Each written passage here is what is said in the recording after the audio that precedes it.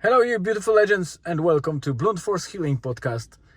This is episode number 536, and it's Thursday, if I'm correct, 7th of March, which marks our third day in Mogan, Gran Canaria, and it's just about, I think that the sunset is starting, or the sun is setting basically. And as you can see, I just parked the car in Mogan. The guys, Julian and Elizabeth, they went to our accommodation, the apartment that we rented out until tomorrow. So the first 4 days are in Mogan, and another 4 days will be in Maspalomas. Of course, we did book it half a half to kind of change the place of our, I would say, base, where we start our exploration from. I thought about booking one place for the whole stay, but they didn't have enough nights for this particular apartment, and that was actually good, because the apartment is okay, but it's not the best. Mogan, it is kind of a boring place after a day or two, so it's not something that we are worried about that we couldn't book the whole stay. So then I booked Maspalomas, which I have high hopes. I know I should manage my expectations, but I have some high hopes too that it will actually be good, because it's a bungalow, and we might have more, I would say, isolation and more privacy there, but we'll see how it goes. Oh, that was beautiful. The lights went on just now, so the light, I would say, is dim enough for the lights to be triggered, or they were actually turned on manually. I don't know. Usually, because when we are in Donegal town and our life goes on a daily basis in our hometown, it's easy for me to update you about, every single day and wrap it up.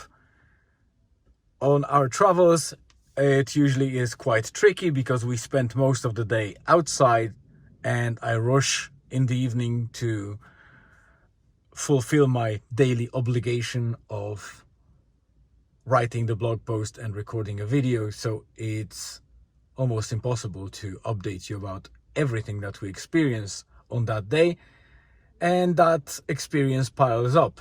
So despite that this is a third day that we just completed, I will be updating you today on day 2 of our trip, because the first day of arrival I already updated you on, and our struggles and all the things that happened in previous episode. And today I will be updating you about the second day. But before, I just want to show you that big rock in Mogan.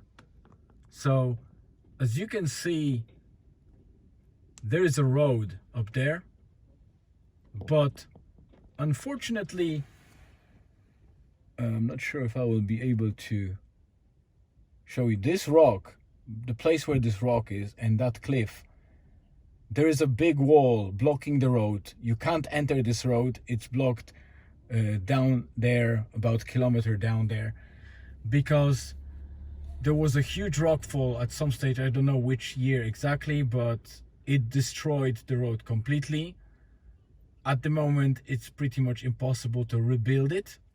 And that road was used to travel between the coastal towns without getting onto a motorway or the highway. Now the only way to go between Mogan and other places is you have to actually use the motorway. Fortunately, on Gran Canaria, motorways are not paid. They are free everywhere. There's no toll roads, so you don't have to pay fees or go through any gates or anything like that. So it's a nice thing that is sorted here this way. So not a big deal. You can travel pretty fast between most of the destinations. Mogan is actually the last town at the end of the motorway in the west side of Gran Canaria. The rest of the road that leads up the mountains and to the other towns is like a national road, I would say second grade road. It's not the usual motorway that you can travel. I would say most of the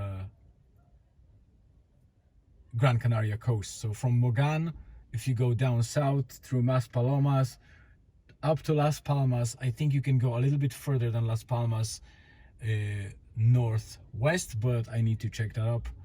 I'm not sure about that 100%.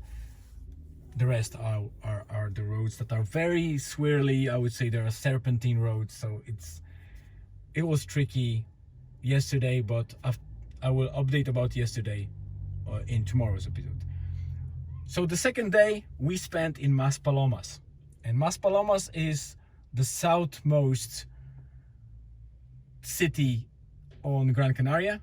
It's the big city, or I would say big I don't know, agglomeration. I can't tell it's agglomeration. It's basically a city that is very touristic. It has a huge amount of hotels and accommodation and apartments and, you know, blocks where people live, spend vacation, etc. It's very commercial and quite busy and crowded. But also it has one particular thing, which is the coast of Maspalomas, the south coast of Gran Canaria, is quite unique because the whole island is volcanic, of volcanic origin. So the beaches and sand is usually grayish to black sand, while Maspalomas has a golden beach. And not only beach, there is a vast area that has been created by Saharan desert, West Sahara desert. Sand is blown over that part of Atlantic Ocean that is between the African coast and the Canary Islands, and it built up dunes in Gran Canaria, exactly where Maspalomas is. And I guess that's why Maspalomas is such a attractive place for tourists and why it became so big. Let me switch the camera for the last bit. So yeah, so we were at those dunes. I thought they are smaller, or I would say that the area is a bit smaller than I was expecting, and it is actually bigger than I was expecting. We barely covered, or we barely visited, I would say, eastern side of those dunes. There's a lot of, I would say, LGBT friendly areas. There are even gay only hotels, and I mean gay, not gay people in general, so lesbians and gay men. It's gay men only hotels where you know, men that like some, you know, a privacy, or maybe that acceptance and security, have dedicated hotels for them. So you can imagine how much of tourism is happening on Gran Canaria and what influx of people is here all year round, that it makes commercially viable to create hotel for such a kind of niche group of people, because statistically, obviously, it's more like minority than majority. So if you can create a hotel for minority, that's just a signal that this is a very attractive and traffic prone tourist destination, and it is. I guess that's because the weather here is beautiful all year round. There's pretty much very little rainy days, and as you can see, we are at the beginning of March, where it's rainy and sludgy and whatever still in Europe, especially in Ireland. And here I already know that I will be suffering after the sunburn. The sun index, UV index today at the peak was about 8, which is extremely dangerous if you don't cover yourself. Obviously we use the UV protection, but still it only minimizes the sunburn. But I expect to see or feel more sunburn today, and I already felt a bit yesterday.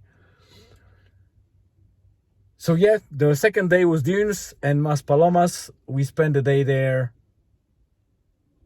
but not only there, we were also in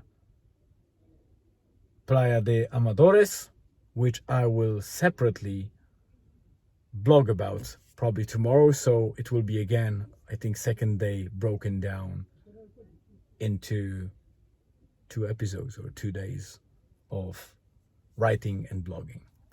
But for now, that's it from my video perspective or podcast perspective. I will write more in the blog, or slightly different things, or maybe things that I forgot to mention in the video. And also there will be pictures there. So if you're new to the podcast or to the blog, please make sure that you go to www.bluntforcehealing.com or just bluntforcehealing.wordpress.com, because this is the best place to consume my content or this project, as every single day I write the blog post and I embed this video or this podcast episode every single day in the blog. So you start reading by the first paragraph, then you have embedded video that you can watch in the blog without going to YouTube or elsewhere, and then continue reading in one central place. And they complement each other, so there is some information might be missing in the video and some might be missing in the blog, and also on both sides there are different information that can fill the gaps. So it's the whole project or the whole thing daily happens between the podcast and the blog. So that's it for today. Thank you very much for tuning in. I hope you have a great rest of the day, afternoon or evening, wherever you are. Stay tuned and see you tomorrow.